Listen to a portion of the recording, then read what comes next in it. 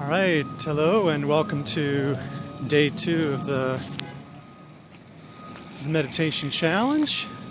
I decided to take a walk around the neighborhood here and record from this direction and see how this all works. And of course, the day I decided to do this, we've got probably the loudest traffic we've had around here in a while. We've got all kinds of fun stuff happening. So this challenge is an interesting experience for me to put on for you guys, because apparently every time I try to make a recording, it's not exactly what I'm intending. So as much of a learning process for me to do these as it is for you probably doing the practice. So I hope the practice is working out well for you. Today I wanted to talk about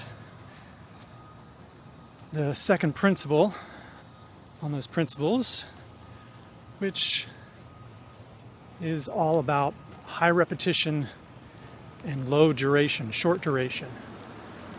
Just making sure that you're showing up for yourself each day. It doesn't matter how long you show up.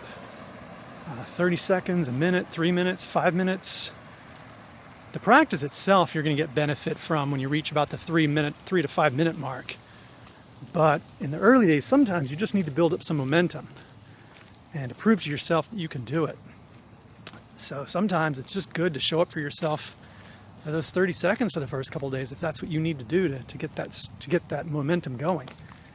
And then once you prove to yourself that you can get the momentum going, maybe you add on to that. Again, in theory, 3 to 5 minutes shouldn't be that hard. If you look at it, that's 3 to 5 minutes out of the 1,400 plus minutes you have in a 24-hour period.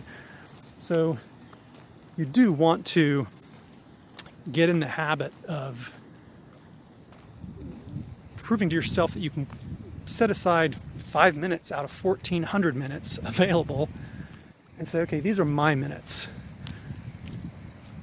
Someone wrote into me today saying that they learned that it's... Sorry, a little bug had to get off me there.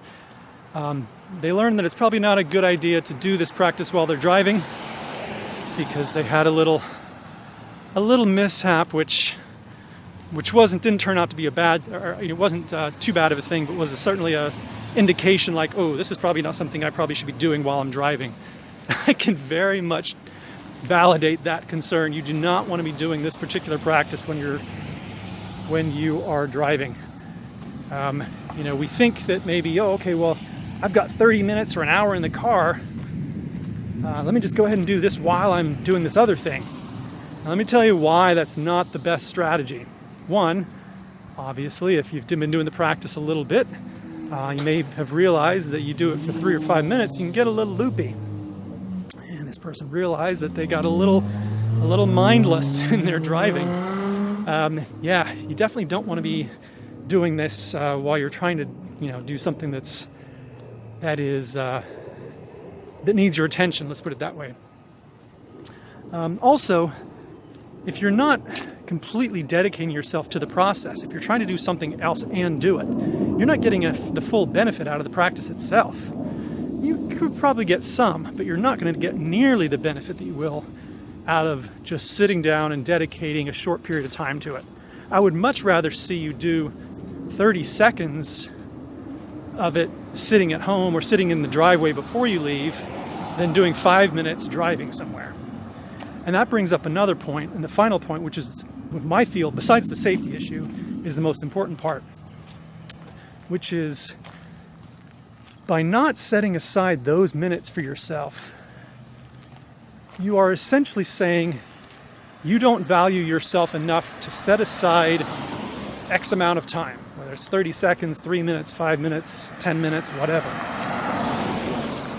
And it really is valuable for you to set aside that time and to tell yourself that I value myself enough that I'm setting aside this time, and I'm asking not to be interrupted and not to distract myself with other things that may have, that I've placed my, either other people have placed those priorities on me, or or whatever, or demands of my time.